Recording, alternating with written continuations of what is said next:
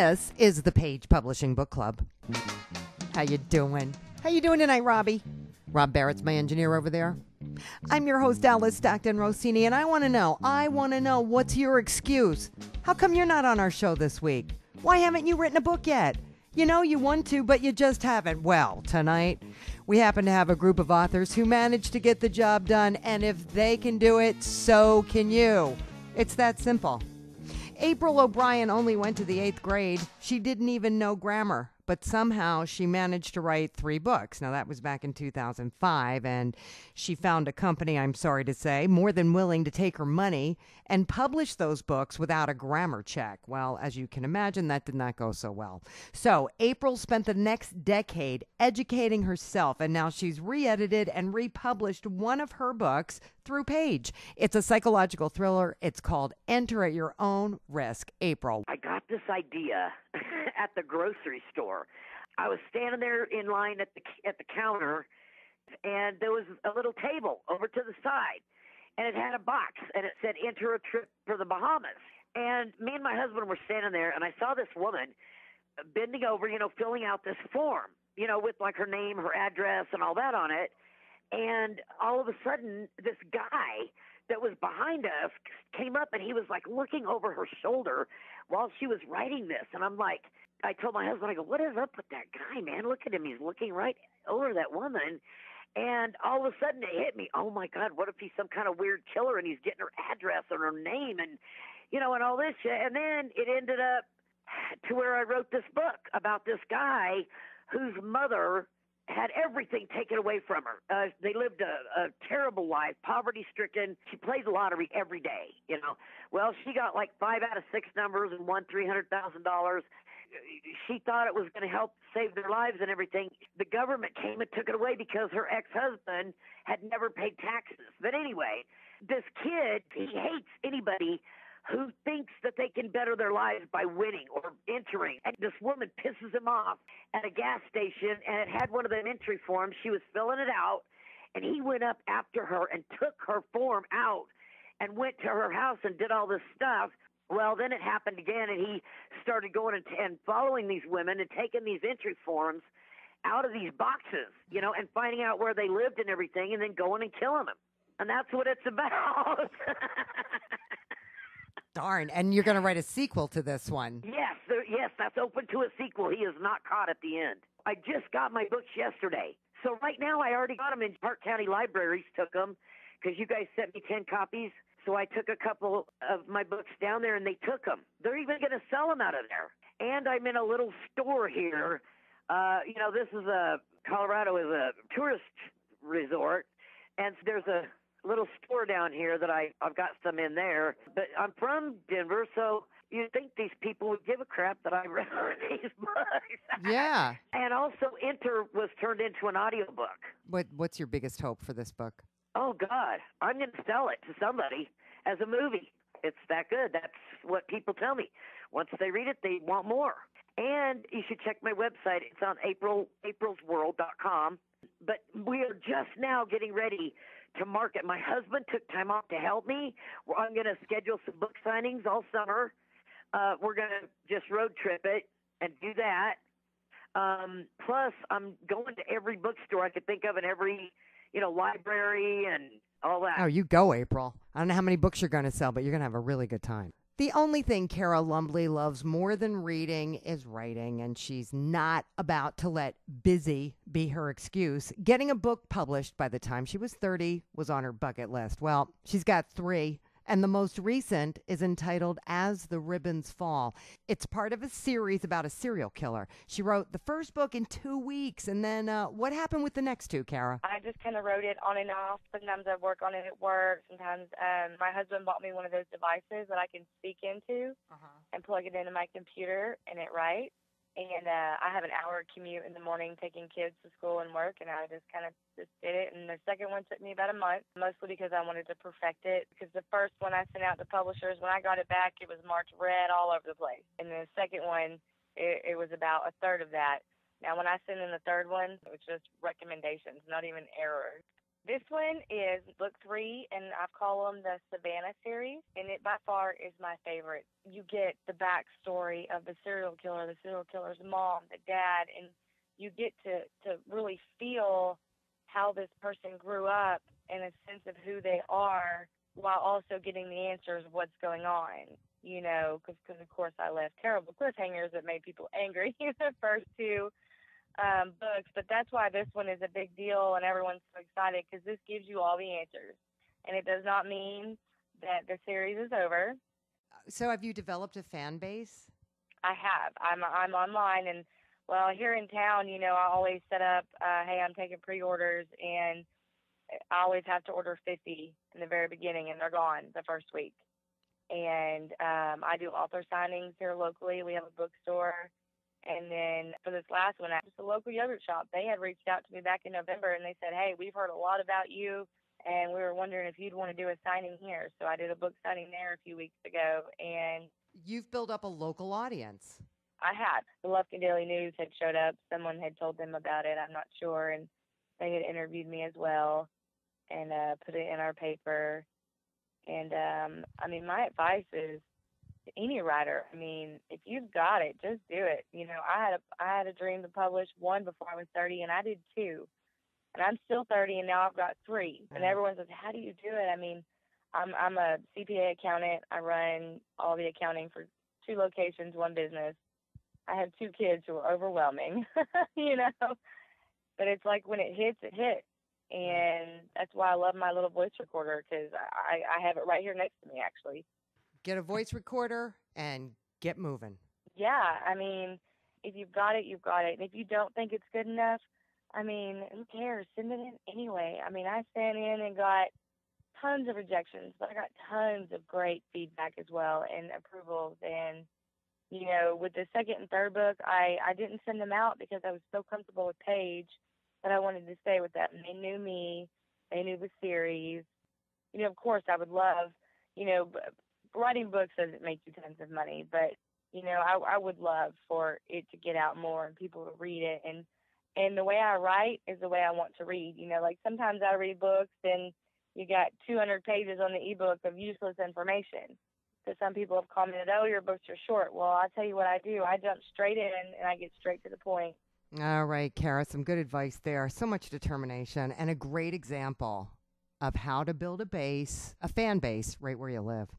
10 years ago, Dana Milson and her family lost everything but the clothes on their backs in a gas explosion that literally blew the roof off their entire apartment complex.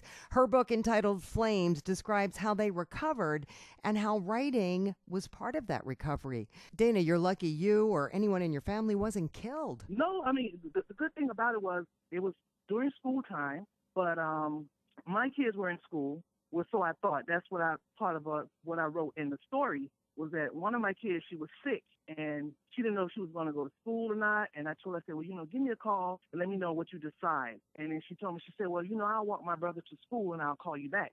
But she never called me back. So it kind of took me in a panic mode. You didn't know whether she went to school or not. Right, because when I got the initial report of the call, they said that it was 4 kids in a fire.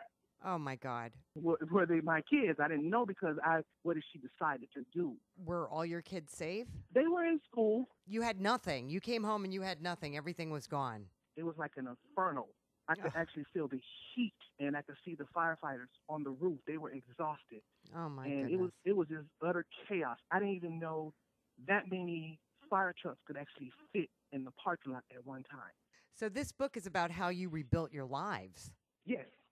During that time, when you're in that moment, and we all have a sense, I guess it's just human nature. When things happen, you see it with other people. You say, oh, that's not going to happen to me. Right.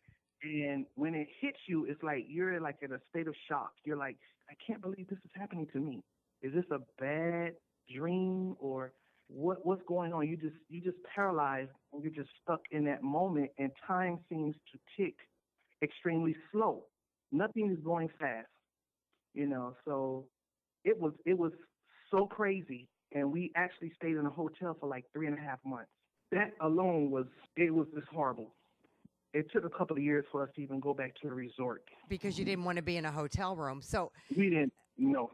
So you got your lives together, but it seems to me the point of the book is the faith that you needed in order to get through this. It was therapy.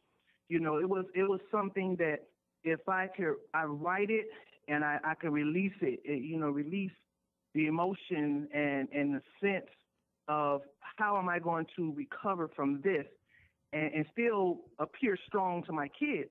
Because the kids will look at you and say, hey, if my parent don't know what to do, then what's going to become of us? Right. So it was like a mask put on for them. But for me, it was like a terrifying moment. And the book helped. It was like therapy for me. And it was like, well, maybe me telling my story and how I dealt with it and what I did would inspire someone else when they're faced with a tragedy, that there is hope, there is a better tomorrow. Yeah, it took me 3 years to write it, and then I took the jump drive and I just threw it in my drawer and let it sit. I went to post-grad school. When I completed that, I was like, now what? And then it's like I try to bury the memory of the fire, and it was not going anywhere. So I said, let me just go ahead and let me try to publish it. And maybe I can work through this part and then just move on. But as long as I hold on to it, I didn't feel that I was going to be able to get rid of the emotions and the feelings that I have felt. And others may, they may benefit from it to see that all else is not lost. Other people deal with things like this. They just deal with it in a different way. I just want to be able to tell the story that there is a better tomorrow. You too can survive different tragedies that happen in your life. There are different avenues you can take to help you. Dana, I have no doubt this will bring comfort to people who really need it. And, what I find most interesting is how much comfort writing brought to you. Thanks. Ordained minister, country radio DJ, newspaper commentator, playwright, James Bradfield has done it all, and now he is the author of a series of books. Who is Veronica is the second in the series. James. Well, simply put, Veronica has had a lot of bad things happen in her life in the past, and she had much to overcome. And in doing so, she ends up becoming an FBI agent in Knoxville, Tennessee. She has a very stressful experience with an investigation, and that was in book 1. And so she decides to go to Pigeon Forge for vacation, and that's book 2. And there in Pigeon Forge, she falls in love with a local policeman, Blair Gentry. And while they have their romance, then they investigate 5 murders. And she's a possible suspect, right? She can be, yes. Okay, so it's Yes. a serial killer on the loose. Do we find out who the serial killer is, or is there another book after this one? Well, we think we found out, but book 3 is going to question whether our deductions are correct. Okay. And in book 3, somebody becomes a Moriarty type character for Veronica. And also in book 3, the policeman and Veronica get married. So their love, spans through the whole thing. And then they become more of a partnership. And in the first book, we find out her history as a policewoman and an FBI agent, and she loses one husband. She divorces another one, so we kind of get more of her background there in the first book. Correct. All right. Do you do any promotion? I did a book signing last Saturday locally. It was a very enjoyable experience. I had a lot of good contacts with folks and sold a few books and intend to have more book signings. That's a good way to go. Are you having better luck with Page than you did with the other publisher? Why did you leave your other publisher? Well, when I investigated Page, they told me, this is the price. And I said, is there going to be anything else? No. When I was with the first publisher, they kept calling me up and saying, we want more money. And being an inexperienced published writer, I was gullible. I even went to New York at their request and participated in what they advertised as a possibility of my book becoming a movie. Well, as it turns out, you didn't know what person you were meeting when you made the rounds and talked to the different representatives of movies and television. So I could have been talking to Disney and they wouldn't be interested in my book, or others wouldn't be interested in my book. So that was a lot of money spent for nothing. Did these people have cards, or were you at a university? Where were you? I was at a motel. Oh, man. Oh, Yeah, I said I was foolish. I'm so sorry. Have you had a good experience with Paige? Yeah, the good thing is that nobody's calling me and asking for more money. Right. Yeah, it's pretty cut and dry. They do what they say they're going to do, you know? Yep, yep. Oh, man, that that story kind of makes me sick. James, you should write a book about the publisher who ripped you off. Chew on that while we take a quick break. This is the Page Publishing Book Club. Attention all authors. Page Publishing is looking for authors. Have you written a book and want to get it published? Page Publishing will get your book into bookstores and for sale online at Amazon, Apple iTunes, and other outlets. They handle all aspects of the publishing process for you: printing, cover art, publicity, copyright, and editing. Call 800-204-6099 now for your free author submission kit. That's 800-204-6099 for your free author submission kit. Thanks for coming back to the Page Publishing Book Club. I'm your host, Alice Stockton Rossini, successful eye doctor turned author. Dr. Louis Manco from Philadelphia combined all of the things in life he likes best to write his book, Crystal Carousel. So tell me about some of those favorite things, Louis. You know, I always like football. I like romantic tragedies and comedies, you know, like musical theater and, you know, drama. Just felt like putting them together, and, you know, and I just started writing it like a short story, and it just evolved chapter by chapter. It took me 12 years, you know, and as it went on and on, I never was a big reader. My wife always was, and she always read 4 or 5 books a month, and she started looking at it, and she said, hey, you got something here. This deserves publishing, and then we started pursuing it, and then we eventually found you guys. 12 years? That's a long time. Well, when you're a doctor and you have 2 practices, one in South Philadelphia, one up here in Bucks County, you know, we raised 4 kids.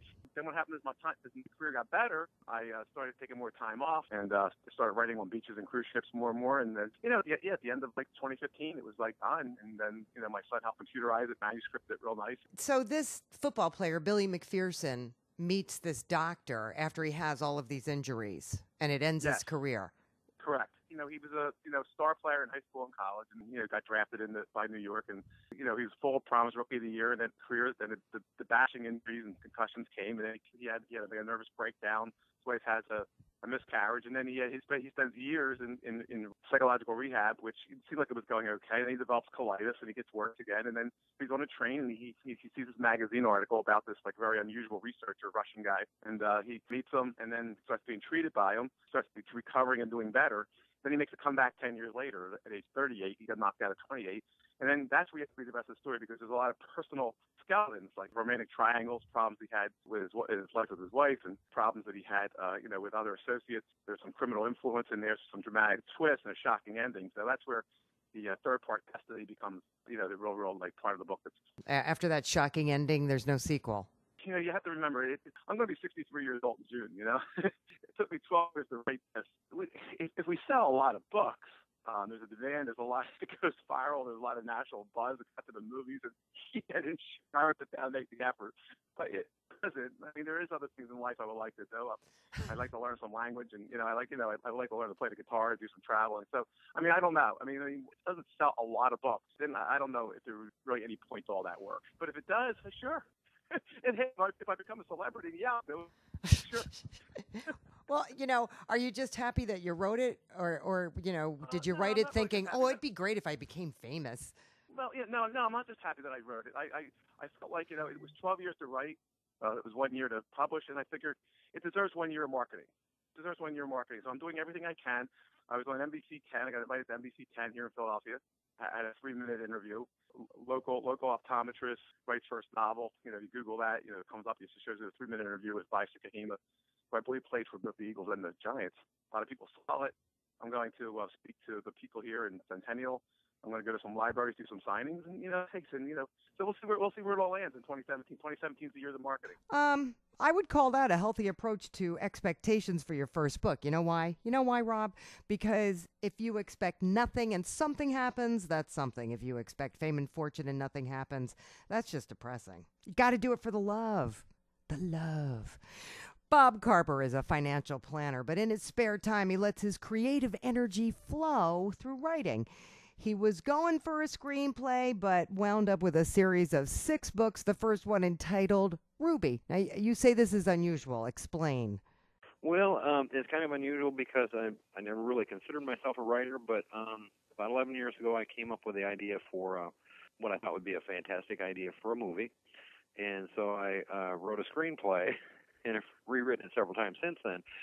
And then I wrote several other screenplays, all of which were serious, and I just decided that I was wanted to write something that was fun and an adventure, and so that's how I got started with this series of 6 that I've written that starts with Ruby. I just wanted the characters that I had in mind to search for a treasure, and so each of the 6 adventures have different stories and different treasures that they're looking for, and it's just, I think, kind of an exciting, fun story to read. So, all right. So when does this take place?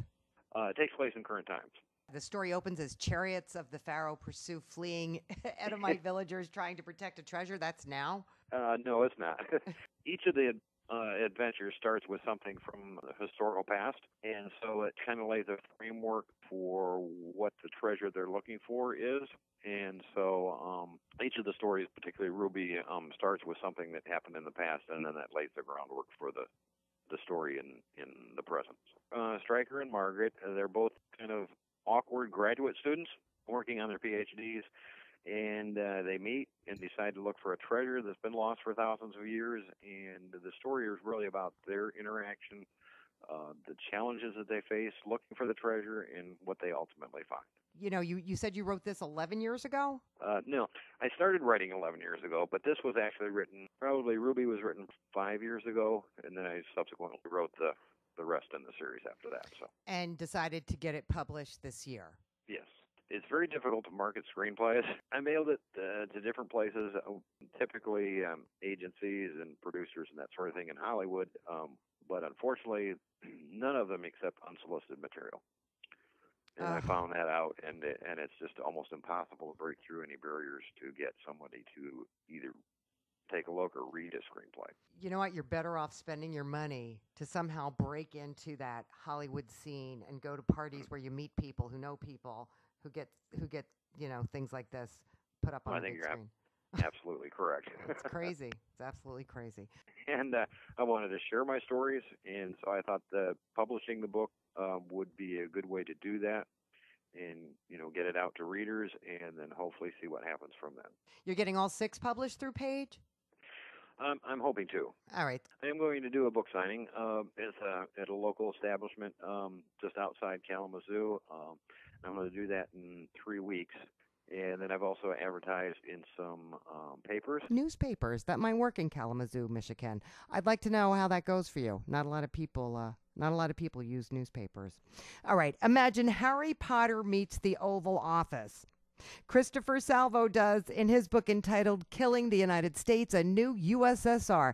This is the 3rd in a series called The Henry Adventures. A former dentist turned author, Christopher describes his story as a mix of fantasy and reality based on some fears he had during the Obama administration. This book was supposed to have been published before the end of the election because it viewed things as pretty dangerous under the previous administration. So it mixes a little fantasy with a little bit of reality and the national debt and the dangers within our country at the time. I shared the same feelings that Dr. Ben Carson had about a possibility of a president declaring martial law and staying in office. That obviously never happened, thank God, because that would have suspended Congress. It would have given him total dictatorial powers. And the alarming thing was the different directives, like Directive 21, which gave him virtual control over every aspect of every American's life, including their own bodies. So it begins as a fantasy with a secret federal group which deals with extraordinary situations and events. And it's a secret committee only known from president to president that deals with extraordinary and supernatural events. It's abbreviated DESC. It deals with strange things, anything from that cannot be explained scientifically. The Oval Office is haunted by spirits from previous administrations and past presidents that occupied the Oval Office. What they do is basically let him know that they are not happy with what he's been doing in weakening our defenses and our economy and so forth. Who are the characters in this book? Well, Henry, obviously, is the main character. Henry Wilson Worthington is the main character. We just call him Henry. Extraterrestrials are involved, and Mary was head of DEAS, and several other characters. At the end of the book, you'll find a whole bunch of references. They're all involved with the former president's past, his history, his youth, how he grew up, and so forth. The other characters are basically people from outer space that had come to the United States. They crash landed in Roswell, New Mexico area, but they have different abilities. The main thing between all these people that are members of DEAS is that each one of them has the ability to read each other's mind. They don't really have to send mail or messages. It's just that what happens to one is known by all. Not all the characters have that capability, and they have the capability of doing what I call double think. In other words, thinking two thoughts at the same moment so that one's mind cannot be read by other people who already have the ability to read minds. The basic dedication was to the people, and on this particular book, the people who were killed in 9/11.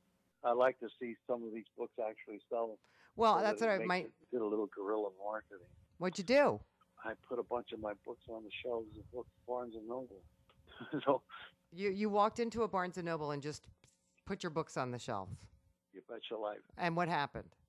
I know nothing's happened so far. Okay, for the record, Page does not condone or suggest guerrilla marketing by sneaking your books onto store shelves. You could get in trouble doing that. This is a public service announcement from the Page Publishing Book Club, and we are out of time. Thanks so much for tuning in or downloading us at 710WOR.iHeart.com. We're going to have more authors next week. When are you going to be on? That's the question. This is the Page Publishing Book Club. Have a great weekend.